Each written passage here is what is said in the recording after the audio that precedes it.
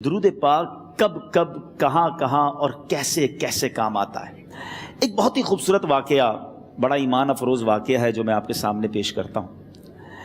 ایک دوست نے اپنے ایک دوسرے دوست کو قرض دیا، اور جب اس نے قرض دیا تو وہ قرض ایک بڑی اماؤنٹ تھی، 3000 دینار۔ وہ ٹائم آ گیا جب اس ٹائم وہ قرض لینے کے لیے اپنے دوست کے پاس گیا کہ بھائی مجھے میرے پیسے واپس دو، تو اس نے کہا کہ پیسے تو نہیں ہے میرے پاس، میں کولیپس ہو گیا ہوں، بزنس اب میرا ختم ہو گیا ہے، میں تمہاری رقم نہیں دے سکتا۔ اس نے ایک اور ٹائم دے دیا اسے کہ ٹھیک ہے اب اتنے وقت دنوں کے بعد میں دے دوں گا۔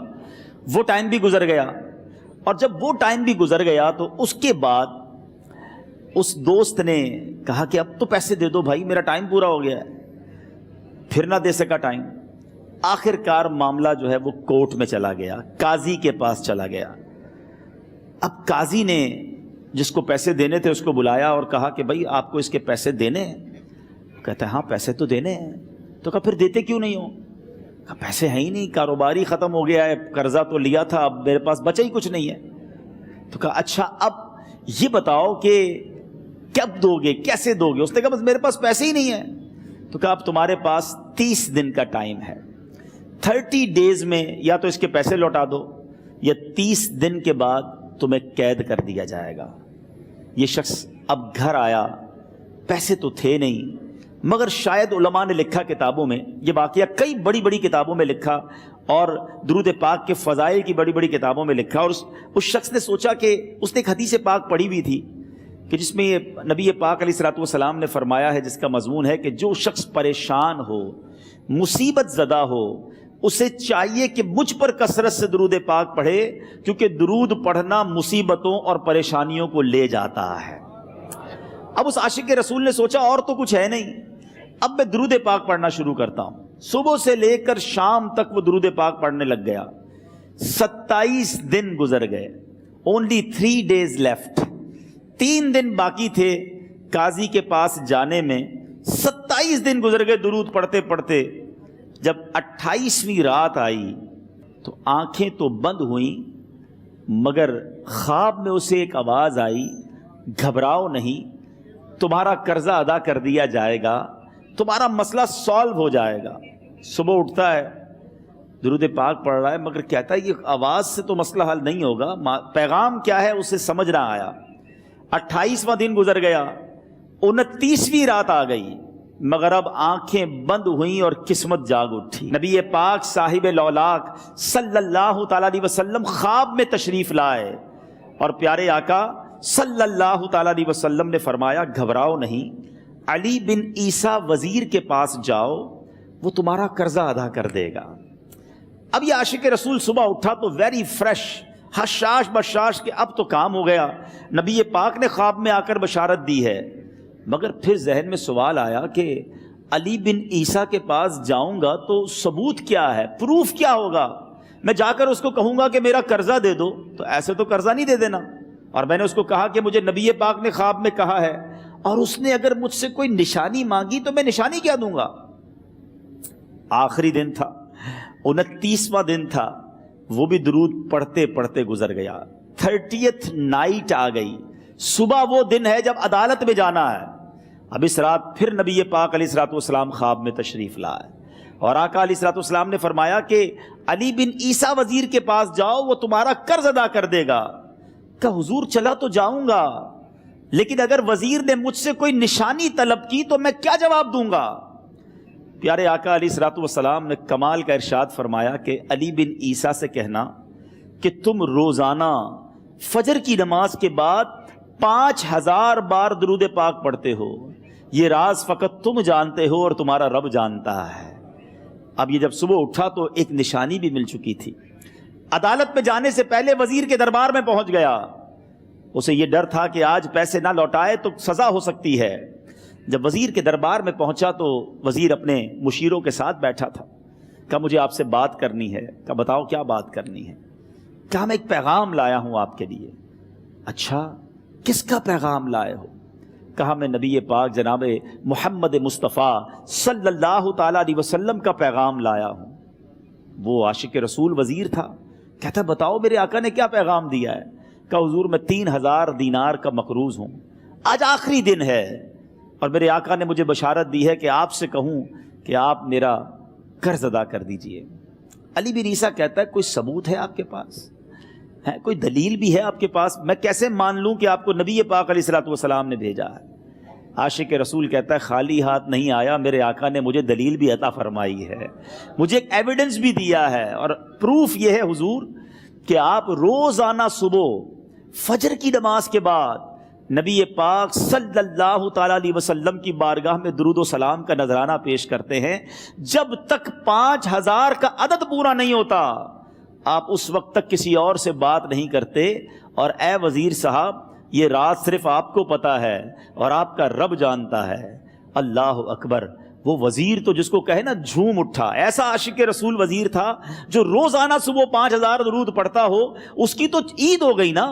وہ کہتا ہے مرحبا یا رسول اللہ، میرے آقا نے میرے درود قبول کر لیے، اس سے بڑھ کر میرے لیے سعادت کیا ہوگی۔ اب یہ وزیر اپنی سیٹ سے اٹھتا ہے، اپنے کمرے میں جاتا ہے، تھوڑی دیر بعد واپس آ کر اس عاشق رسول کے ہاتھ میں 3000 دینار رکھ کر کہتا ہے حضور پہلے 3000 دینار تو نبی پاک کا حکم کی میں ادب سے بجا لاتا ہوں، میرے آقا نے جو حکم فرمایا یہ 3000 دینار آپ کو پیش کرتا ہوں، حضور ایک اور 3000 دینار لیجئے۔ میرے گھر آپ آئے، اتنی اچھی خبر سنائی، آپ نے قدم رنجا فرمایا، یہ 3000 اس کا نذرانہ ہے، اور ایسا کیجئے 3000 اور لیجئے، اس سے اپنے بچوں کے لیے کچھ چھوٹا موٹا کام شروع کیجئے، اور ایک وعدہ کر کے جائیے آج کے بعد زندگی میں آپ کو جب بھی کوئی کام پڑے میں آپ کا بھائی ہوں، مجھے یہ خدمت کا موقع دیجئے گا۔ اللہ اکبر! وہ مقروض جو ایک رات پہلے 3000 دینار کا مقروض تھا، ہو سکتا ہے اس کے بیک آف مائنڈ یہ بھی چل رہا ہو کہ اب شاید کل میں نے جیل میں جا کر عدالت میں جا کر گرفتاری دے کر جیل میں جانا ہے، مگر اب 9000 دینار ہاتھ میں ہیں۔ عاشق رسول جھومتا ہوا نبی پاک کی یاد میں گھومتا ہوا اب عدالت میں پہنچا۔ عدالت میں everybody expecting over there کہ آج اس نے آنا ہے اور آ کر کہنا یہی ہے کہ پیسے تو نہیں ہیں، گرفتار کر لو، مگر جا کر اس عاشق رسول نے 3000 دینار جج صاحب کے ہاتھ میں رکھ دیے۔ قاضی کہتا ہے پہلے تو یہ بتاؤ پیسے آئے کدھر سے؟ تم تو کہتے تھے غریب ہوں، تم تو کہتے تھے کاروبار نہیں ہے، ایک مہینے میں اتنی بڑی رقم کا انتظام کیسے ہو گیا؟ سبحان اللہ! اس عاشق رسول نے گویا زبان حال سے یہ کہا ہوگا کہ یہ تو کرم ہے ان کا، ورنہ مجھ میں تو ایسی بات نہیں، اتنا دیا سرکار نے مجھ کو، اتنی میری اوقات نہیں۔ اس نے وہ پورا واقعہ بھری عدالت میں سنا دیا۔ اللہ اکبر! میرے پیارے اسلامی بھائیوں ذرا سوچو پہلے زمانے میں کیسے عاشقان رسول ہوا کرتے تھے، وہ جج وہ قاضی بھی کیسا سرکار علیہ الصلوۃ والسلام کا عاشق تھا۔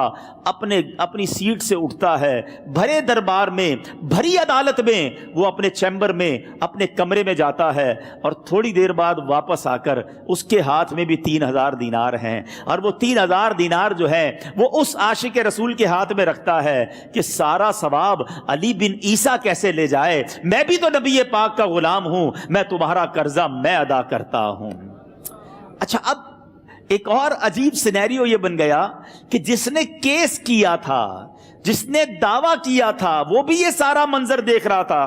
کہتا ہے جج صاحب ذرا رکیے، میں بھی اپنے آقا کا امتی ہوں، اور ایک کام کیجئے قلم کاغذ منگوائیے، اس عاشق رسول کا قرضہ ہی میں معاف کر دیتا ہوں۔ اچھا، اب عاشق رسول نے وہ واپس 3000 دینار جو جج صاحب نے دیے تھے وہ واپس جج صاحب کو دیے کہ حضور یہ پیسے آپ ہی رکھ لیں، قرضہ ہی معاف ہو گیا، اب آپ کے پیسے کا میں نے کیا کرنا ہے؟ جج صاحب کہتے ہیں جو پیسے نبی پاک کے نام پر نکالے ہیں اب مجھے واپس نہیں چاہیے، یہ بھی تم اپنے ساتھ لے جاؤ۔ اللہ اکبر! میرے میٹھے اسلامی بھائیوں، وہ عاشق رسول ایک رات پہلے 3000 دینار کا مقروض ہے، اب 12000 دینار لے کر گھر کو واپس جا رہا ہے۔ اس ایک واقعے کے اندر جو ہم سب کے لیے درس ہے، جو ہم سب کے لیے پیغام ہے، شاعر لکھتے ہیں نا، دکھوں نے تم کو جو گھیرا ہو تو درود پڑھو، دکھوں نے تم کو جو گھیرا ہو تو درود پڑھو، جو حاضری کی تمنا ہو تو درود پڑھو۔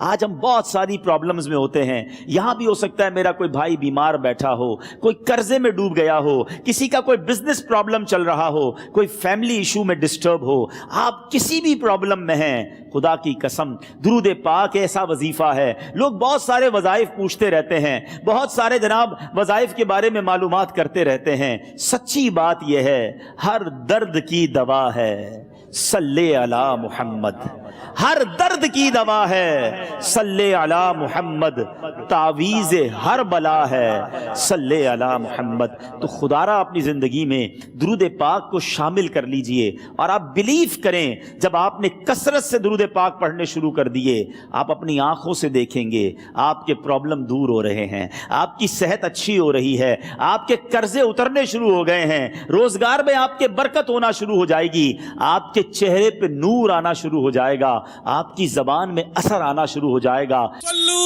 علی الحبیب صلی اللہ تعالی علی محمد۔ مجھے اپنی اور ساری دنیا کے لوگوں کی اصلاح